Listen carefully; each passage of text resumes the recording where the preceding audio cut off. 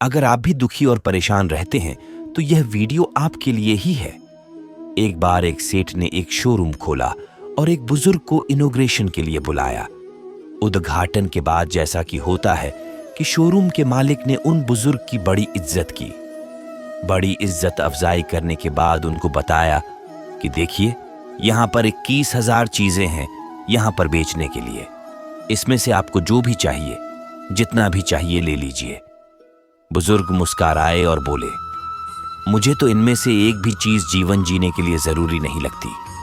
मुझे तो इस बात का ताज्जुब होता है, आश्चर्य होता है कि इंसान इन सभी गैर जरूरी चीजों का इस्तेमाल आखिर करता कहां है। अब देखिए, एयर फ्रेशनर के बिना किसकी सांस रुक गई। फेस वाइनश का इस्तेमाल नहीं किया तो कौन काला हो गया। होम थिएटर लाकर कितने लोग कलाकार बन गए। कंडीशनर से किसके बाल मुलायम और काले हुए हैं। अरे जो डाइनिंग टेबल यूज करते हैं, क्या उनके घुटने नहीं दुखते। थोड़ा दिमाग पर जोर डालकर याद कीजिए कि हैंड वॉश के बिना आपके किस दादा के पेट में कीड़े हो गए थे। अगर हम डीओ मारकर निकलते हैं तो क्या लोग हमें सूंघने आते हैं।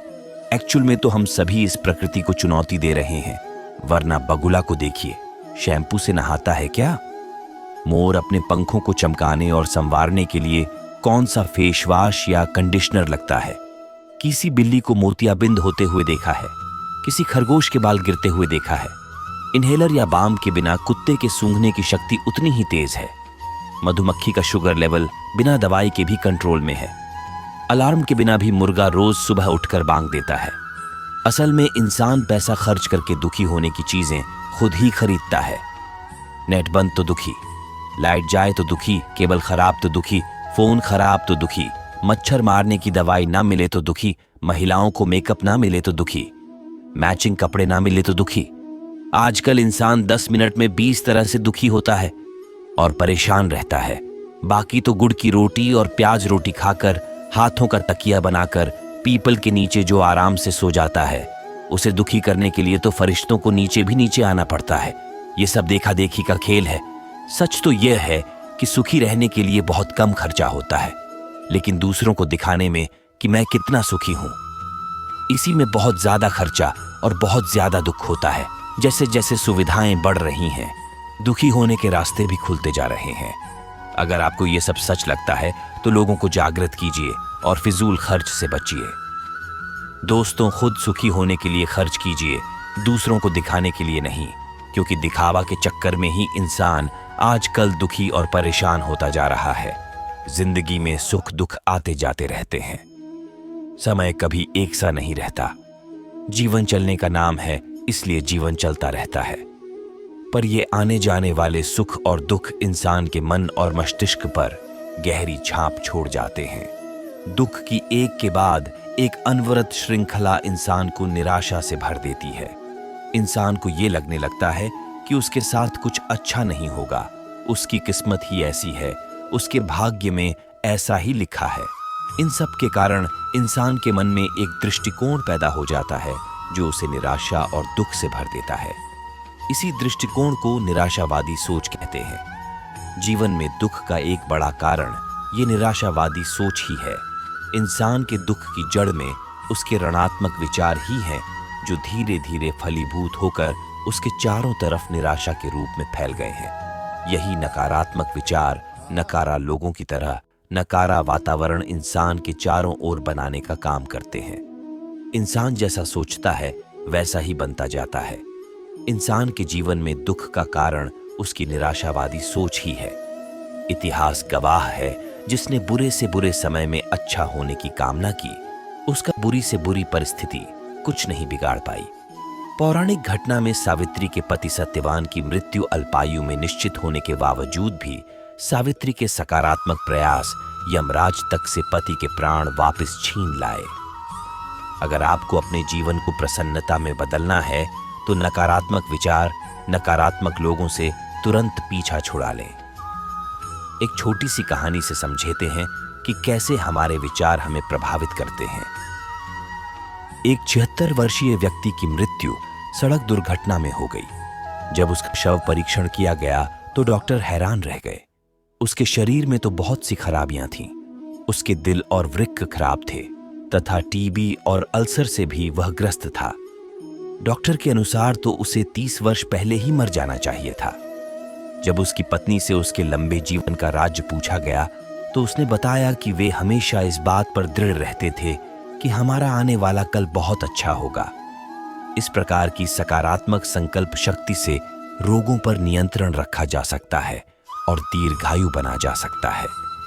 दृढ़तापूर्वक यह स्वीकार करो कि आप स्वस्थ हो।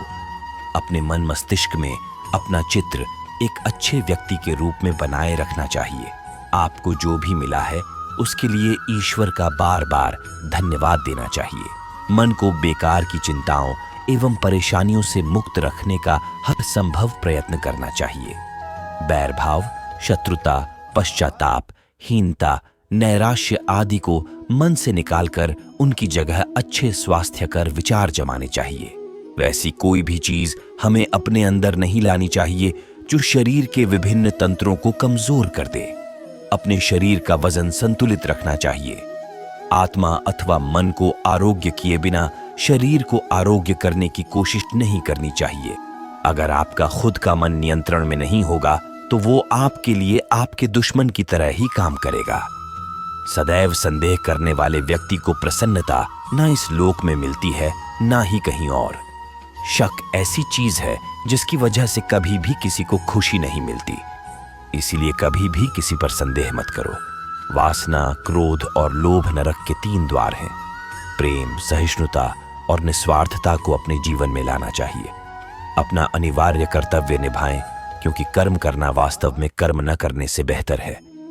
ये मन ही है जो किसी का मित्र और किसी का शत्रु होता है।